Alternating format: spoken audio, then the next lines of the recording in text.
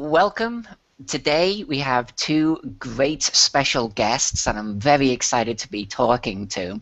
We have John Gibbons from England, and we have Joe Bardales from the East Coast of the USA. And today we're going to be talking about a really special project that they have in the works that is kickstarting here shortly, called Extreme Earth. Gentlemen, welcome. Thank you for having me. Thank you. Oh, the pleasure was all mine, really is.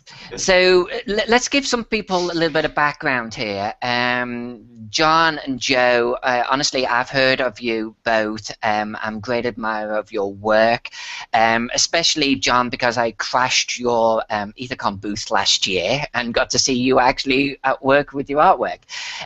But for the benefit of the viewers here, why don't you tell us a little bit about yourselves? John, who are you? What do you do? How did you even get into the hobby? Okay, guys. My name is John Gibbons. I'm currently living in Manchester, in England, UK. I've been into role-playing games like most old schoolers since probably the mid-80s. Always been an artist, always drawn. You know, brought up the old cliche of having a pencil in my hands.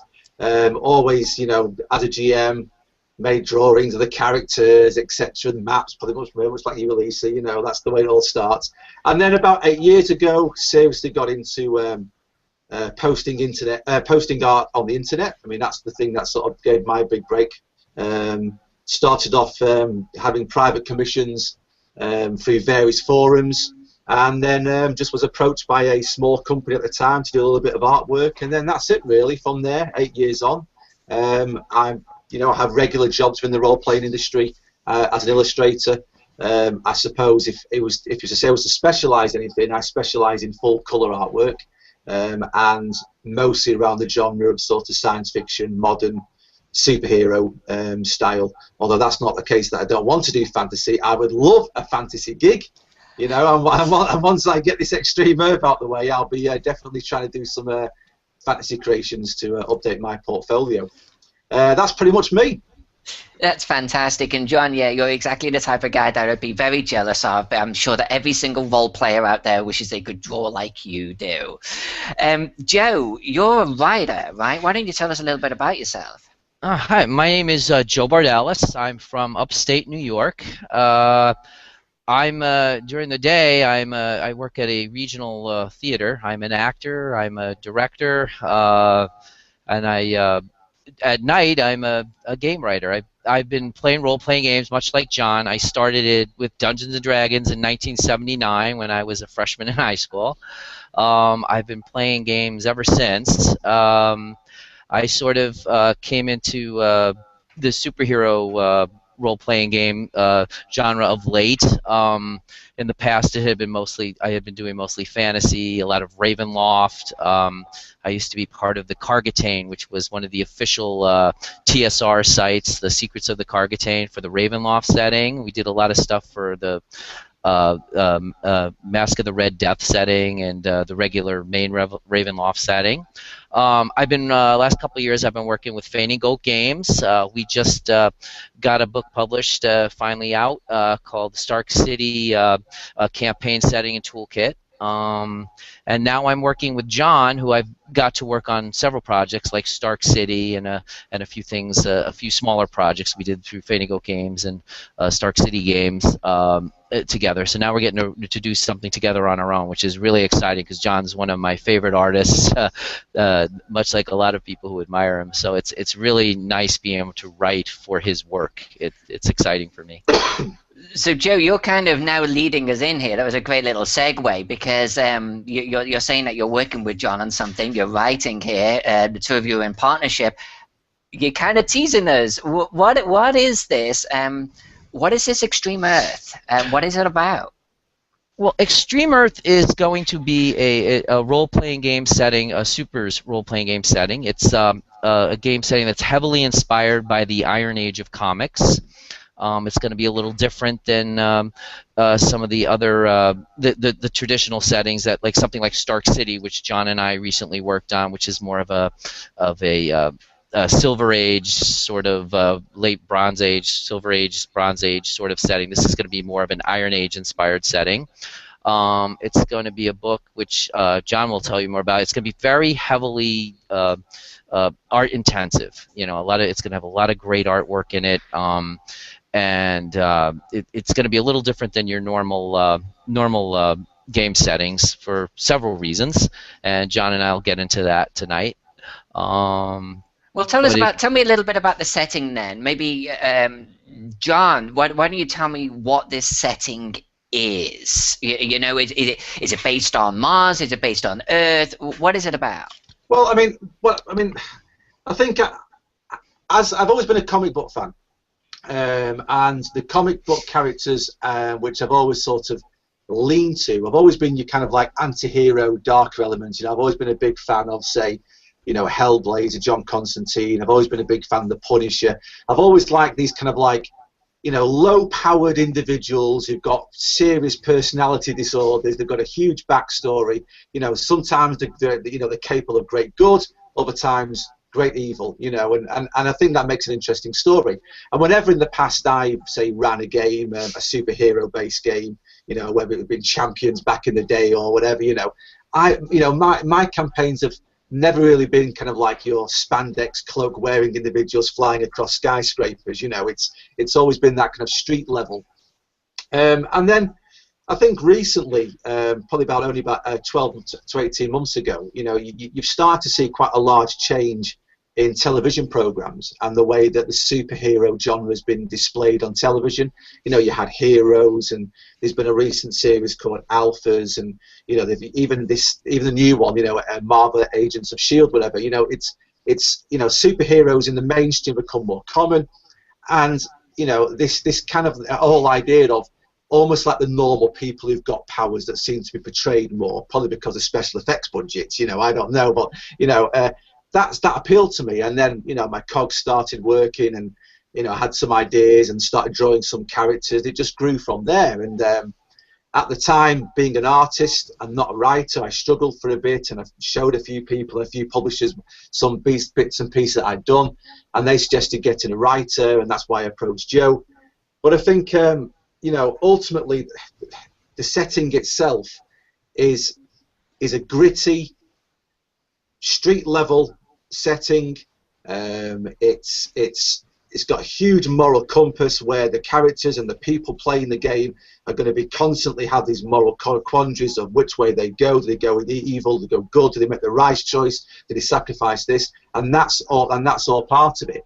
You know, but in a way, it's kind of like the thing that's different is most game sessions and most game systems, you have your alignment, good or evil. If you do an evil act, the good guys will come and get you. If you do a good act, the evil guys will come and get you.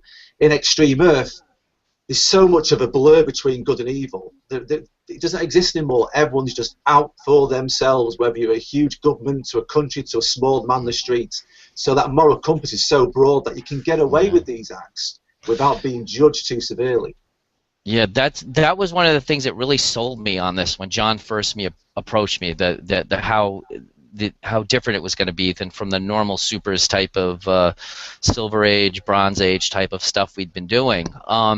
So John came to me with this project he had, his baby. It's called Extreme Earth. It is basically a dystopian sort of world where all of a sudden, certain people, through human science and experimentation, have developed superpowers. It's also a world that has a lot less natural resources and things, so it sets up this great conflict where you've got this paranoia developing because, one, there isn't a lot of resources in this universe, in this world, and you've also got, all of a sudden, you've got this group of people who are just they have these amazing gifts, superpowers, talents, what we call super talent, or what we call super talents in the setting. And I mean, I had been talking when John first approached me. We were talking about a lot of things. I said, you know, there's these television shows, like these new shows, like called Alphas and things. And I said I wanted to do something like that. I think one of the newer ones too, that's a little more dark and grittier too, like Arrow, which is just starting its second season. I wanted to do something more like that, and this sounded like a great opportunity. And not just to be able to have these combats, like you would in a normal Super Sync, but to really look at these moral quandaries and these issues that people have to face, choices they have to make that are difficult. Sometimes it's the lesser of two evils. Sometimes there is no good choice, where there's you can't trust anyone, even your. We have this team in Extreme Earth that the federal government in the United States kind of pushes as America's team of heroes. They're called the Guardians. But like, you look at them and their real lives. It's almost like parallel to when you look at our politicians today. These are very morally. Some of them are very morally bankrupt. They have emotional issues. A lot of them may have financial issues, greed, drug addiction. They're not Clark Kent. They're not Bruce Wayne. They're not Tony Stark. These are real people, and while they may have these gifts, like these super talents, they have a lot of the issues that some people that you see in society today. And they're asked to. A lot of them they're asked to do things on behalf of their government, their nation, that are morally questionable in this world. It's sort of like we wanted it to be something that you could. It obviously there's superpowers and there's things that are fantasy elements that aren't part of reality, but we wanted it to feel like this could happen. This could very well happen in our country, in our world, these sort of things. So we're trying to avoid any like political commentary, but it's more of a social commentary on just like human nature, which has made it very exciting creating these characters, and I'm a firm believer, like coming from a background as an actor, an actor, a director, a playwright, that character creates the story more than setting. So we do have elements in there that may seem political and things, but they're really not. We're really looking at people and how they would act in these situations. We have these fantasies, like somebody like a Clark Kent, who like a Sir Galahad type. But is that how people would really act if they had superpowers? I mean, come on. What would you do? These are the moral questions. Like, wow, I could use my powers to really benefit myself, or to hurt someone else, or to it goes back almost to Spider-Man. With great power comes great responsibility. But in a lot of ways, people have different types of power in our own world, and I think this is sort of it's sort of like symbolic of that, where you have these powers you may have power over someone, but how do you use that? How do you use it to help, to harm, for your own personal good? And I love questions like that, and I think Extreme Earth really touches on a lot of that, which really, that's one of the things that makes it appealing as a writer to write for this, what John came up with. So it certainly seems very unique. I'll give you that much. Seems to stand alone. Let me ask you a question then. How do you manage to invoke these questions? I'm assuming here that this is a group player game, that the players are meant to be working together. Maybe they're not. Maybe you can tell me about that. Sure. How do you manage to get these moral quandaries, these characters questioning everything, really, into the game itself? Give me a typical scenario. I think where that stems from is, like Joe said, is based on the characters themselves and their backgrounds.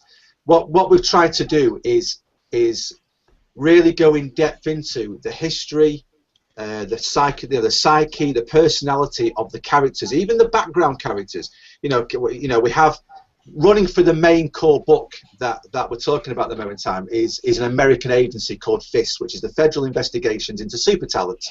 And this is the organisation which has now sort of swallowed up the FBI, swallowed up the CIA, and this organisation pretty much runs America, without a doubt. Now, the playable characters that are in the book are actually a covert group, a clandestine group of black ops individuals who work for FIST. Now, these individuals are, the best way to put it would be, imagine a dirty dozen. I mean, these are characters who might be bribed, cajoled, threatened to be part of this covert group, and it's the background that Joe's written about the characters, you know, it basically talks about their reasons why they are the situation. It might even say in their background, you know, this individual hates doing what he's doing and is looking to get out. So, you know, we're giving the players a lot more information and a lot more backstory to work with than you would normally get in any kind of setting, I think. You know, on top of that, the fact that we're illustrating, you know, every major character in the book has a montage page. And that montage page is basically, you know, the way I envisioned it was basically almost like, you know, an agent of Fist is opening up a dossier of each of these characters, and he's pulling out photographs and images and you know, trinkets that have belonged to this character in the past, and that's what's built this file, you know. And every character's got one of these images, and these images, really, they are nothing more than just backstory elements for the player. They can be printed off, and that's something nice the player's got there, and they can look at it, and they might see a photograph of the character when he was young, or, you know, there might be a mugshot of when they were arrested many years ago, and we really want the players to really get into the elements of the characters, and for the DM and for the GM, sorry, to push those moral quandaries at them. You know, God, I don't know the way it's going to work. You know, at the moment in time, the playable characters work for Fist. There's an adventure in the book which sends them off on their first mission. I can tell you now, you know, Joe's halfway through writing the adventure. There's going to be moral points in that adventure which can make or break an individual. What happens at the end, we don't know. You know, these characters might end up becoming resistance people to try and get away from the agency. They might butcher each other. You know, we don't know. But that's the fun part of it. You know, it's. I don't want to get the impression that you're playing a game like the old school Paranoia. I mean, do you remember Paranoia back in the day, the role-playing game? Where it was I do indeed, yes. Everyone had their, was it 7 or 9 clones, and you know, and every game session was just how to murder each other. It's not like that, you know. It's not as upbeat as that, to tell you the truth. You know, it is more sort of like these personalities and the moral quandaries about what they do. Simple little things, you know. You're on a mission, you take a prisoner. What do you do with that prisoner? Simple as that. Now, normal superhero genre, you know, you don't really get an option. Oh, somehow that prisoner managed to get put into prison and the adventure carries on their way. But in a gritty modern day sort of setting like this, like a Black Ops you play in the game, what would you do? You can't take the prisoner with you. What would happen in the real world? Do you think when they stormed Bin Laden's lair, you know, anyone who was saying they surrendered, do you think they had much of a chance to surrender? Probably not. You know, and so that's why we're trying to get this realistic tone. Yeah, with this Black Ops team, Fist is one of the organizations in the book. It's the main organization we focus on in this core rulebook, which is for the first book that we're doing here for Extreme Earth, the campaign setting. Fist will be the featured organization. We do touch on some other organizations. There's one called the Pantheon, which is run by some superheroes super talented individuals who may have at one time worked for the federal government, but became so disgusted with the way that the government was treating people with super talents or using super talents to do things that they didn't like, that they've kind of got this. They've got this group now called the Pantheon, which tries to oppose groups like Fist.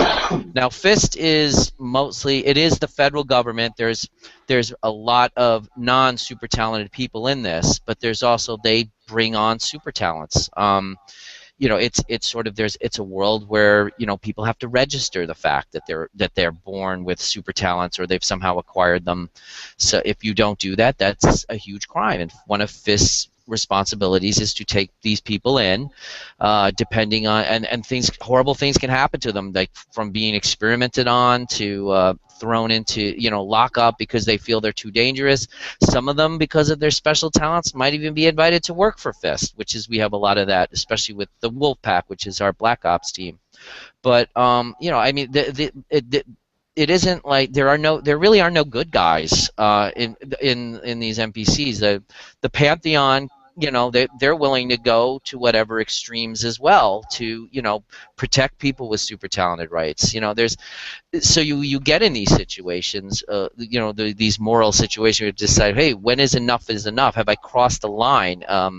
Is this a personal line? Do I want to cross this line and commit this act, which I know, you know, there's no coming back from? and we're trying to get that in a lot of the things. You know, there's also things going on in other countries that we want to eventually explore too. You know, different organizations.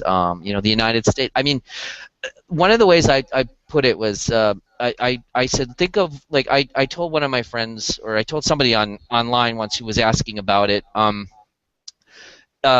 Think about, like, what your political leanings are. Depending on what they are, you may have very high regards for Ronald Reagan. You may have very high regards for Bill Clinton.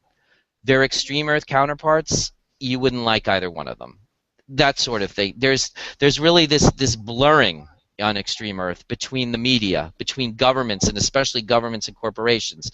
The government, corporations, the media, they're all kind of blurred into one thing, where the government, you know, does certain things. Even like federal, like what would be like something like the FBI, like the fist on extreme earth has become, you know, it makes money. It has a corporate element tied to it. A research and design company called Scope.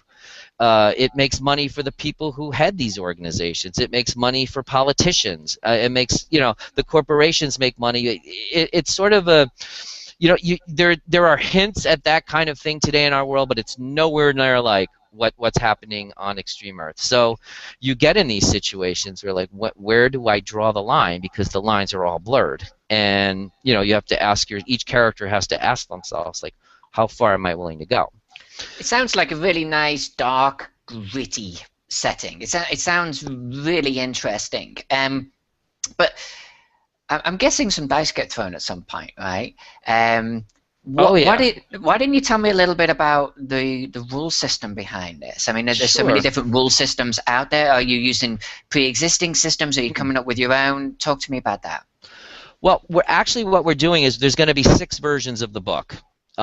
Which is one of the reasons we're working with Mike Lafferty at Faden Games, because he's had a very successful record with getting Kickstarters and getting them done, because we knew we wanted to offer this to more than just our favorite systems. We wanted to offer it to several other systems that we also have played and enjoy, and that there's, you know, there are fan bases out there that enjoy this kind of stuff. So there's going to be 6 systems, and they're all already existing systems that people are familiar with.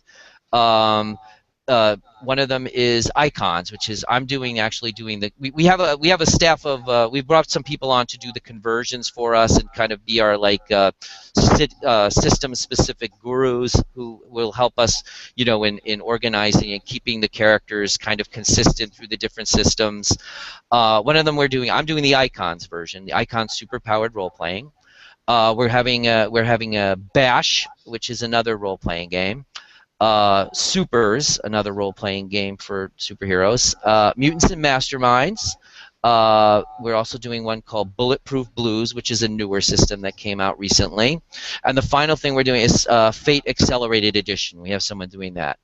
For now, that's what we're doing for the Kickstarter. We think once we have the product and once we've been through the Kickstarter phase, we're going to start looking at some other supers and systems and work things out. Maybe Savage Worlds, perhaps. Another one we're looking at is maybe a Fate Core, you know, the full Fate system, not just Fate Accelerated, things like that. We're going to look at that down the road. But, you know, we didn't want to overload ourselves, because 6 is a lot.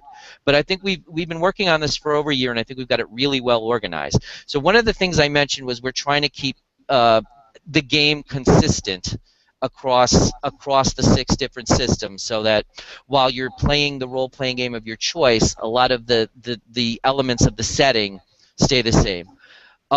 This is a very gritty world. This isn't like, you know, you may have resistance, you know, like, you know, we have damage resistant or everything, but we've put limits on things. It is still a deadly world where somebody with super talents can still possibly be killed. Yeah, I mean, even just quickly, Joe, is sure. You know, that was one of the main key points, is the fact that, you know, we didn't want a system where a setting where, you know, these characters, you know, they get sent on a mission to say, I don't know, let's just say abduct a president in some far off island. You know, we didn't want them to be able to just walk through gates and, you know, beat up soldiers and guards and not worry about, you know, bullets bouncing off their costumes. You know, we've lowered the power level so that these guys have got the edge over normal people, you know, but it's not like a normal superhero setting where people are bestowed with lots of abilities. You know, even the toughest of these playable characters, if they were to get thrown in a room with, say, 3 normal soldiers armed with assault rifles, they're going to think twice. They're going to be in trouble. Sorry, Joe. Yep. No, that's fine. No, that's exactly what it is. There is an element of danger here, even with these people with super talents. Like one of the things, like we've lowered the power levels for something, say like mutants and masterminds. I've been tweaking the icon system, like putting some caps on things. One of the directives Steve Kenson, before he gave us the go-ahead to do the icons version, was said, you really got to look at it. And look at the icon system, which is by default out of the box sort of a Silver Age setting or a Silver Age feel to it. We've been tweaking that a little on all the different systems that all our converters are doing the same. But we set some guidelines, John and I, for what we wanted to do across the systems. Like I said, this is more of a, you feel that this could possibly happen. This world, I mean, obviously we don't have superpowers and things in our world, but we wanted it to have a feel that this could possibly happen. We wanted to give it a little bit of a realness to it. So what we did was we not only we made the combat more lethal, making sure that there is an element of risk when you get into combat. A bullet can still kill you. It's more of a scientific explanation for these super talents, be it some sort of radiation, genetic manipulation, something that makes sense in science terms, like that you could maybe it is science fantasy, science fiction, but at the same time you could possibly see it being true. Yeah, we have one of the things that we've done for each system is basically one small chapter at the beginning of the book is basically using Extreme Earth in this system. So, for example, because it's rooted in reality, there's no such thing as magic. So, for start, all magical type of powers that you would normally get in a superhero setting, they're not allowed. Okay, things like fast and light travel or extra-dimensional travel, it doesn't suit the genre, it doesn't suit the setting, so it's not allowed. Wizardry, anything that would make it suddenly people go, hold a minute, this is actually not that realistic. You wouldn't get people like this. Every character that we've developed could exist given a certain level of technology. There's no one who's come from another planet, and has come under our own sun and suddenly grown in super strength. These are all people who've been manipulated. Their the genes have been manipulated, the DNA structure's been changed, or they are cybernetics due to sort of technological enhancements. Every character in this book, within 200 years, it could be a possibility. Okay, so let me ask you a question, guys. 6 different systems. That's pretty avant-garde. I like that. It's a little something for everyone. Are you doing 6 different books, or are you doing one book, but you're going to tell them how to use the different settings within? No, we're going to actually, because we're doing, we're going to be, there's going to be PDF versions as well as print on demand, and we're going to be doing it all through One Bookshelf, RPG Now, Drive through RPG. That's the One Bookshelf collection. It's going to be print on demand. We're actually going to have versions for each system because a lot of people don't like multi-stat, and with the print on demand technology that exists now, it makes sense that we can do this. So if that it would be available to everyone, so that way they can have for what they want. We're probably going to do something when we do our Kickstarter, like where you can get the PDF. You can either pick the system you want or get all 6 PDFs. The books you'll have to obviously probably pay for each copy, but we're working out the details with not only between ourselves but with the folks at RPG Now. One of our converters for the Bulletproof Blues system actually is an RPG Now employee, One Bookshelf employee, so we kind of got an in on that to try to figure out how we can arrange this. But it's going to be nice because if you just play Mutants and Masterminds, you don't have this, you don't need to have all 5 other systems stuck in there in the book. There were days, I think in the old days before the print-on-demand technology, it was a lot harder to do 6 or let alone 2 multi-stats in a book because a lot of people don't like multi-statted books. So we at least can give the option of, here it is, this is for your system, go for it. So that's one of the things that the technology of today is really making it possible. Yeah, I think that the hard part has been obviously when it comes down to layouts. I mean, obviously, every single every single character in the book has got to be statted up for each of the separate systems. You know, in the adventure, any kind of like your typical skill checks or difficulty checks, or how you climb over this hill has got to be looked at and converted. So, like Joe said before, we've got this team of great guys for each of these systems who are doing their small conversion. The hard part is ultimately that we have to create the six separate books. But in realistic terms, you've only got to change certain pages and certain stat blocks. So yeah, it's a little bit more work for the layout guys, and it's a little bit more work for, say someone like myself, the artist, who's got to make sure there's no white spaces in the book. You know, because obviously all of a sudden, you know, one system's stat blocks might be a lot smaller than another, and you go, oh my God, there's a white space we've now got to fill with some filler art or something like that, you know.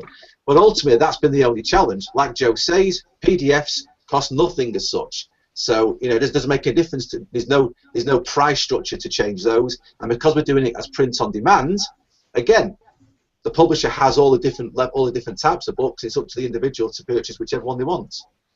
Perfect, absolutely perfect. So you've actually spoken about the books now a few times, obviously, in layer and such. I'm going to be really cheeky. Is there any artwork that we can see? Is there something you can show us? Oh, who knows? Who knows? Let's see if I can bring some stuff up here. I'll do a little screen share. Let's see if it works. In a second, you should see my Photoshop screen. Fingers crossed. Yeah. Okay, so that image there, this is the first time this one's been seen. We've Joe kept on persuading me to try and keep the cover secret, but this is the actual cover to the setting book, and I think straight away you can see just from the setting that it's an interesting concept. You know, that's not your normal typical superhero setting cover that you would see. You know, we think that pretty much, you know, pretty much speaks for itself really and gives you an idea. I briefly talked about these montage pages for the characters. I can show you one now. So this here, for example, is one of the player characters. This is a character called Hammer, who's actually a member of the Wolf Pack, which is the playable team. Who is this clandestine Black Ops team. And this is his character montage page, which basically just shows, you know, various sorts of objects and indications about his past, little clues, little things that are touched upon in his write-up. You know, it's just more about fleshing out the character some more. I mean, for example, there you can see in the background where I'm pointing here, there's a little sort of like childhood sketch that he made when he was 4.5 of his Mr. White and Mr. Red, as they're called. You know, this character's got a psychological issue. You know, he's a very unbalanced individual, and you know, he takes his moral choices from the typical angel and devil on the shoulder. So in his mind, he has his devil on one side and his little character on the other, and they're constantly fighting in his mind to try and make a decision of which way he should go. He's one of the characters from who's a playable character, and he's one of the characters that's pretty much been persuaded, you could say, to join Fist. He's got an explosive collar on that can be detonated at any time. You know, this gives you an idea of the kind of characters we're talking about. Here's another character's montage page. This is actually not one of the playable characters. It's an NPC character called the American, an astronaut who has now pretty much become the most powerful, super talented individual in Extreme Earth. And again, it hints at some of his issues. You know, you can see a little bottle down there of antidepressants to give you a rough idea of what the guy's going through. Okay, you know, just some filler art. These are just some chapter arts, giving you a rough idea.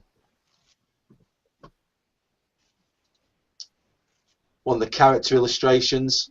This is a character called Stockade, who's one of the Guardians, which is America's premier superhero team. You know, think of kind of like Tony Stark, but basically, you know, 10 times as greedy. As you can see, his armor's covered in corporate logos. Gives you an idea. That's his montage picture. Then we have this individual. This character's called Nathan Cooper, and he's actually the head of Fist. We've gone quite in some depth to the actual structure of Fist. You know, all of the heads of the organisation are fleshed out. They've got their own portraits. They've all got their own short backgrounds. We've even done basically a full what would you call it, Joe? Kind of like an organizational chart? Yeah, we have an organizational chart for Fist. Some of the characters, some of them have super talents, some of them don't.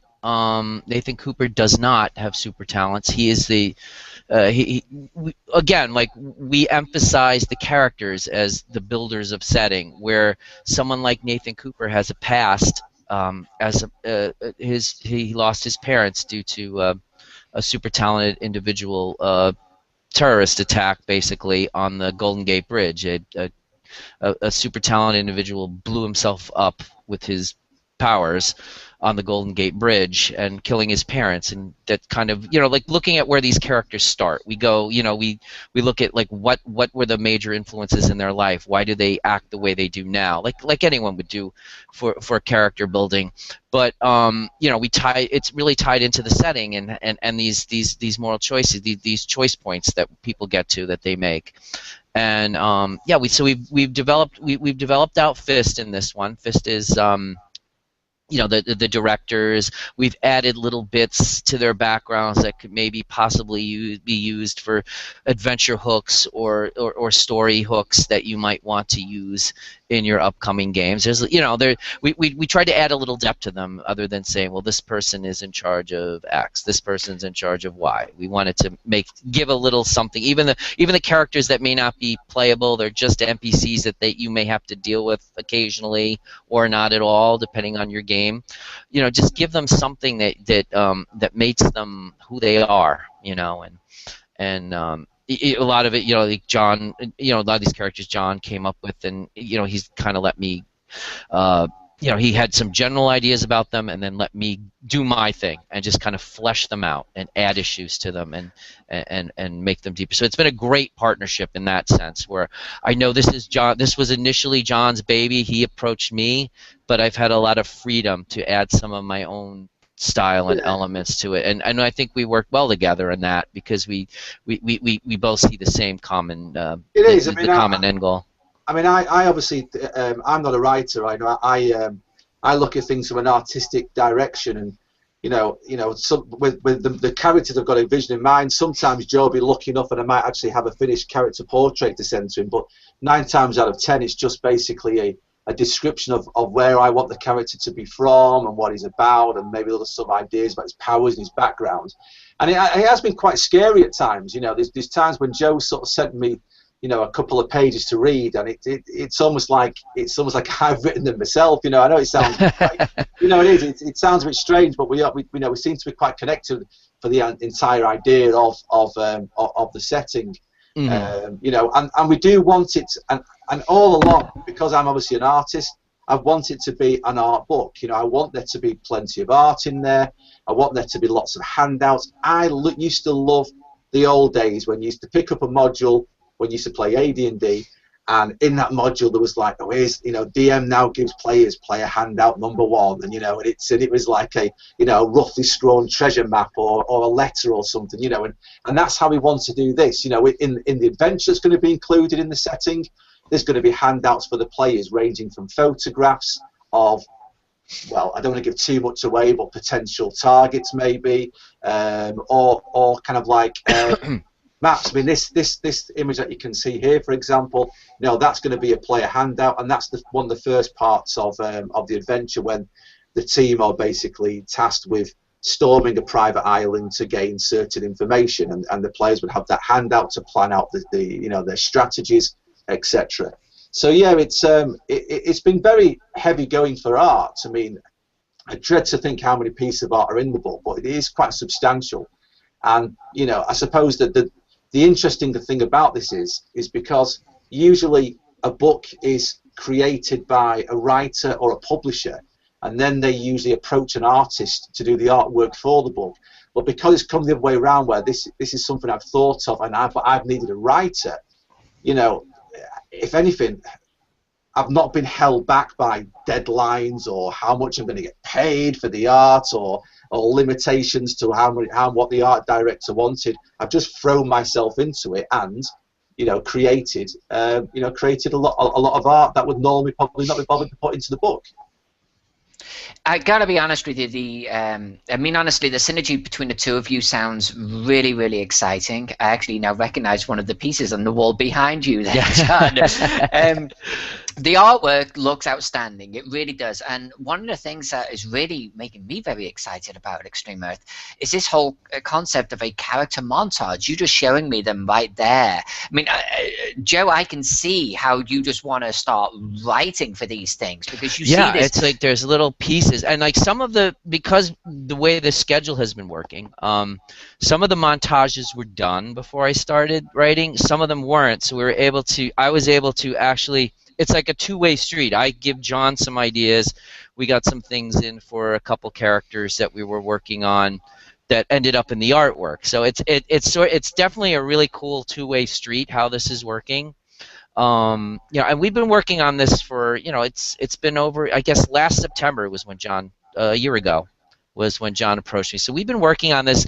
We're not taking our time. We're doing it as our lives elsewhere to fit in. It fits in with that.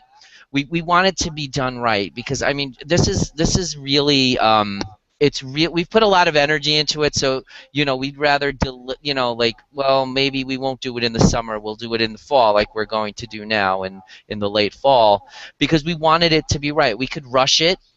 And it wouldn't be the product that it could be that I think it would be. Right, that no, it totally. Is now. You're going to want it to be a perfect product without a doubt. But so let me ask you then, related to that though, you want it to be good, you want it to be perfect, and it certainly seems to be taking shape magnificently. But how many of these character montages do you think you're going to be able to do? Each and every one of them is absolutely beautiful. Should players expect like 6, half a dozen, 100? What are you shooting for, guys? Every character, every playable character or major NPC within the book has a montage, and those montages have already been done. They've already been completed. So you're looking at there's 6 members of the Wolf Pack. Each of those have got a montage. And there are 3 members of the Guardians, which is prestige. We talked about superhero team, and they've got a montage. Future books that we do, we want every character that we indicate as being playable. We want to have a montage. Obviously, in the back of the book, there's an adventure, and there's bad guys in that adventure. They don't have full montages because there's no need for it. This is something that the DM's going to use. These montages are designed to be given to a player as though, there you go, there's your character image, there's a montage, there's the write-up and your history, etc. Have a look, and I love it when players, I love refereeing over a bunch of players, and I've got some friends who are quite artistic, and they'll draw their own characters, and they bring a little portfolio, and they've got, their character, they might have drawn their heraldic shield for their character, and I think, and they do, and players who put that much effort into their character, you get the best out of, and they're the kind of players you want as a games master. So in a way, we're trying to sort of give players that ammunition already, I think. That's really, really cool, and I can see this huge possibility for in the future every single adventure you're introducing more of these character montages, which I think becomes a hallmark in and of itself. So let's talk about what happens next, guys. It's clearly a great setting. I love the whole gritty aspect of this alternative Earth. I love the fact that you're hitting half a dozen different systems. That's just fantastic right there. And the artwork alone and these character montages just leap off the page. So how does someone get in on this? What's going to happen next? You've mentioned a Kickstarter a couple of times. When is this thing going down? Well, the Kickstarter we're planning on launching in November of 2013. Probably mid-November towards the later half of November. We haven't nailed down the exact date. Again, we want to make sure all our ducks are in a row. We've thought of everything before we launch. At that time, once the Kickstarter starts, we're going to be releasing things like we have some, samples like maybe some of the Wolfpack members. Well, things you can look at. Like it'll have the character write-ups plus the artwork, little sample PDFs and things. And then we're hoping like that in November we can start doing our our Kickstarter. That's what we're planning. Yeah, I think the main difference between us moving forward and say other Kickstarters is that usually Kickstarters are started at the very beginning of a project. You know, it's usually a group of people who've got an idea and a concept, and they turn around, they look at each other, and they say, right, well, how much is it going to cost for the art? How much is it going to cost for the writing, for the layout, for the production of the book, blah blah blah. I mean, you know, Alyssa yourself, I know you went for the same thing with your recent, you know, your recent Kickstarter. So I mean, you know, but the main difference that we have is, you know, this book has been created over the last 12 months. I mean, Joe's been writing for 12 months. I've been creating the art for 12 months. We've already got the plans for, you know, the PDF and the layout, etc. You know, it's not a case that if we are not successful with this Kickstarter, you know, this book will still be produced. You know, we just want the Kickstarter. We can polish it. We want to get, you know, the nice finishing final touches to the book. You know, and it's not going to be one of those usual Kickstarters where, for example, you know, you fund it, it achieves its funding total, and then you get told you will get a copy of this book 12 months down the line.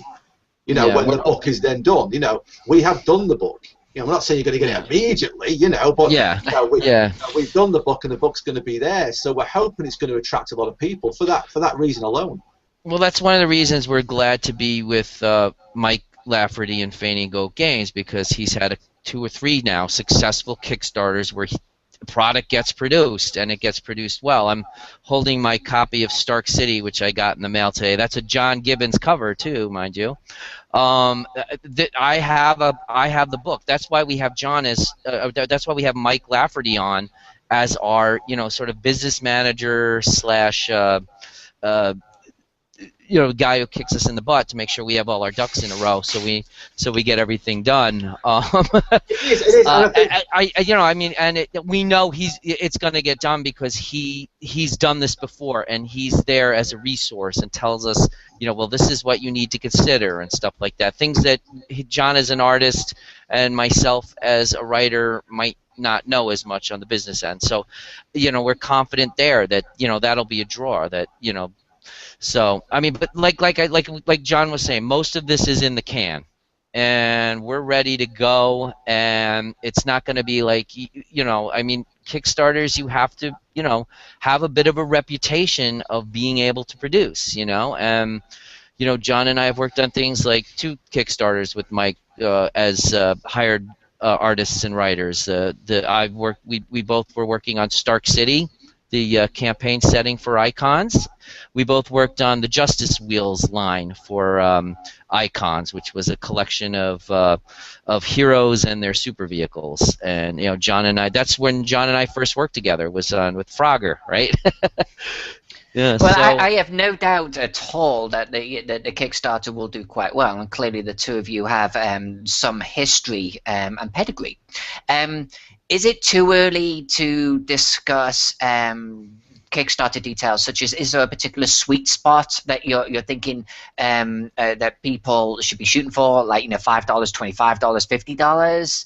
What's the sort of price point? I think realistically, you know, like Joe spoke about early on, you know, we're going to give people the opportunity to get the various setting books in PDF and in soft copy form.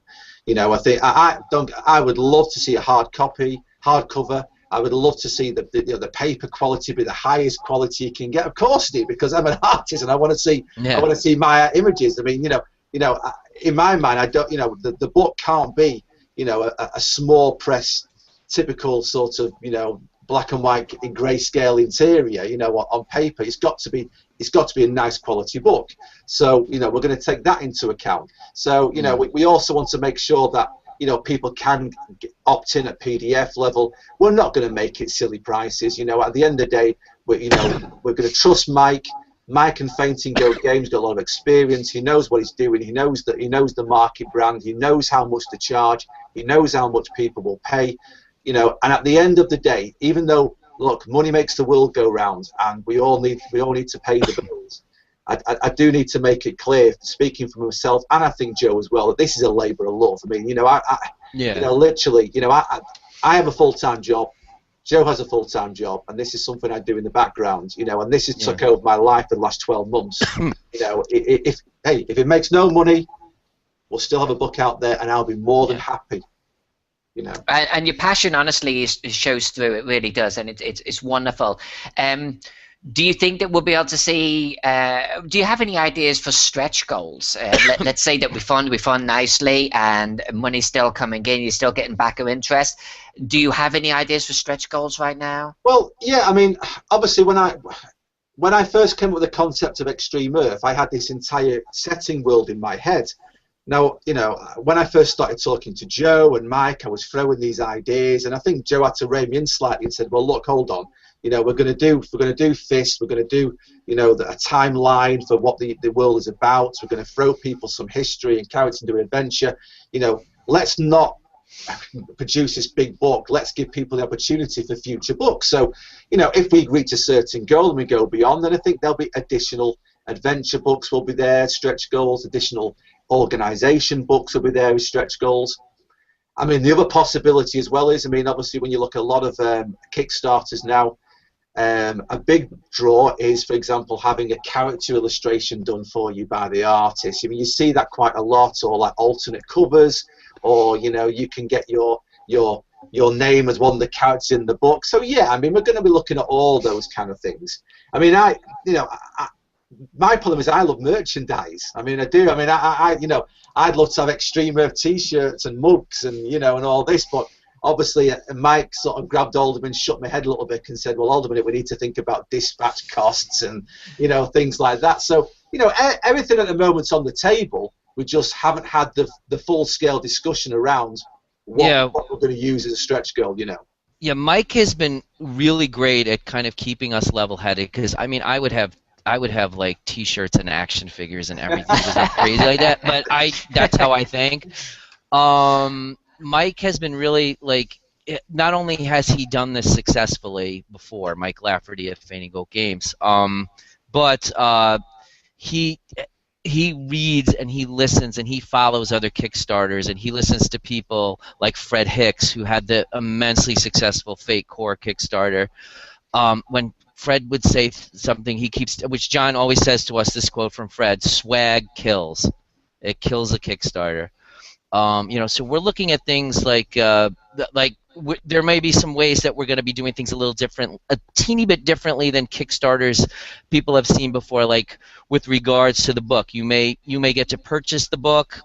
You'll get like a coupon from us to have the book printed by the RPG Now or whatever, print on demand, but you'll have to add the shipping, because one of the things that's killing these things is the international shipping, and it ends up like you end up in the red trying to ship books which costs more to ship than to actually make. So Mike has been really looking at some of these things. We want to make it so that it's fair to the people who purchase the product, that they get the best quality thing. And like I said, we have a couple ins now with the people at RPG Now, so we're hoping, you know, that we'll be able to set up a system like this where people can, you know, they purchase the book, they get the coupon code for it. The only thing they got to add on is the shipping to wherever. It sounds like you guys have got your business head screwed on, and that's a good thing, because there have been some Kickstarters that have struggled out there. Sounds like you've got it dialed in. Yeah. So if someone wants to now keep in touch with you guys, they want to see, you know, the news that's being released, maybe in artwork that's being shared. Where does someone go to find out about Extreme Earth and sign up? Well, we have two places where we have pages. We have at Google Plus, Extreme Earth. We're a Google Plus community. I believe we'll have somewhere down below to have links or something when this video is posted, and we'll have the links for you. We have a Google Plus community called Extreme Earth. We also have a Facebook page called Extreme Earth. I'm sort of the Google Plus page guy. John is the Extreme Earth, or the Facebook page guy, but we both we share the stuff across the content across both things. So depending on your preference, Google Plus. Yeah, the Facebook page is www.facebook.com/Extreme Earth. If you go on there, please go on, guys, if you're listening, and like us, and we post updates on there. We post images, we post artwork, we post ideas. you know, it'd be really good to sort of hear back some views from some people looking at the pages. I would encourage everyone to actually do that, and don't forget, don't just hit them up with a like. You've got to do that at the very least. Make sure that you get the notifications, because Facebook can hide things from you. This thing's only about a month out. This is your opportunity to get to be part of the creative process, see what these guys are doing, and get in right at the very beginning of this thing. All right, so I have 2 final questions for you guys, okay? And normally I would ask the writing question to the writer, and I would ask the artistic question to the artist. But I'm going to switch them around here a little bit, okay?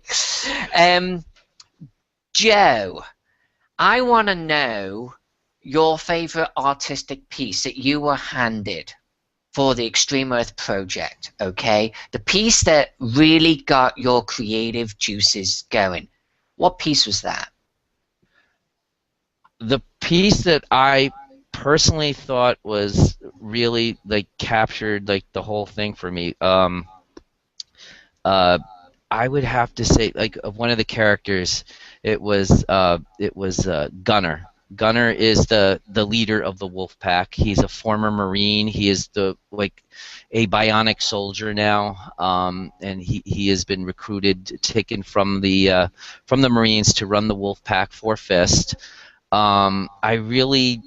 John had done like some concept comic book art for a story where Gunner meets the character we saw earlier in the artwork, Hammer. And that really got me thinking, like, how really cool this is, how real this is. The detailing that John did on this is a bionic character who has nanites in his body, and he has a transformable arm that can go from like a stealth mode where it looks like a real arm to, you know, like a machine gun and a grenade launcher and things. It's kind of cool. I think John's going to try to bring up some of the artwork for I see in the corner there. Good for the cartoons, the pieces we're doing for the background on Hammer where he meets Gunner. I think that the original Gunner with his piece that he did plus this comic book art was just, that really sold me on the setting, and I knew this is a really cool character. And yeah, but all the pieces have been like that. There's like these little details and things, and like I said, I'm able to give him some stuff if he hadn't finished the artwork to put in there. So like, it's a really cool 2-way process. That's fantastic. It really is, and clearly it shows between the two of you. So John, I'm going to let you speak because you can bring up the artwork for all of us to see, and maybe you can even show us these. But then I do have a question for you, okay? This is a great setting, clearly, and I love some of the things that Joe was saying before about it. But while you're showing us the artwork, I want you to tell me a couple of the things that are different about Extreme Earth from our real Earth that you like the most. Maybe something that Joe has created, an idea that came from his, a difference. So show us the artwork and tell us what that difference is with Extreme Earth that you like the most. Well, I think, I suppose, like I said, the synergy that I think I've got with Joe has been quite interesting. The character on screen is one of these assistant directors of Fist, and I drew these little portraits, almost like ID card size, and I sort of said to Joe, well, this is my concept about this chap, and this individual who's assistant director Kavanagh, he basically heads up Fist's investigation side. In my mind, he was an albino, and he was from Louisiana. And I kind of like based him on a character. I don't know if you've read them, but Agent Pendergast in a series of books, Preston Child books, and I spoke to Joe and told him that, and then literally a couple of days later, Joe returns a sort of write-up of the character, and he's really delved into the guy's background. He's talking about his marriage, and he's talking about this, and it just blows me away every time, because obviously, it's great to think I can produce a picture of someone, send it over to Joe, and then Joe does this amazing write-up that fleshes it out. So that's probably what I've really appreciated the most about Joe's writing skills within the setting. That's fantastic. All right, so guys, I've kept you talking now for over an hour, and I think we could probably talk for many more hours. I am really looking forward to seeing Extreme Earth Kickstarter launch in November 2013. I think it's going to be absolutely fantastic. It sounds really interesting. Any parting shots? Where do you start? Just keep an eye out for it, guys. You know, we really want the community to get behind us. You know, the role-playing community. We really want, you know, the superhero fans, because we know they are out there, and we know people can get very sort of, you know, cynical and angry about each other depending on what system they're playing. You know, especially in the superhero genre, and that's one of the reasons why we're trying to develop a setting for multi-systems. You know, we just want to make sure that people understand that this is something different. You know, there's not really been a setting like this before. You know, and I'm not just saying that. You know, I'm not trying to bullshit people. You know, at the end of the day, you know, this is something unique. You know, it is something that we think people are going to get a blast from playing and running. I certainly am going to get you know, as soon as this book's finished, first thing I'm going to do is scrap my Pathfinder campaign I'm currently running with my players, and it's going to be, right, guys, get rid of those druids and rangers. This is not what you're playing. You know, it's going to be like that. So I just want people to get on the Facebook page, like us, get on the Google Plus community, and when the Kickstarter comes out, you know, just grab yourself a copy of the PDF if that's all you're after. And Joe, any final words? Yeah, I just want to, you know, like what John said.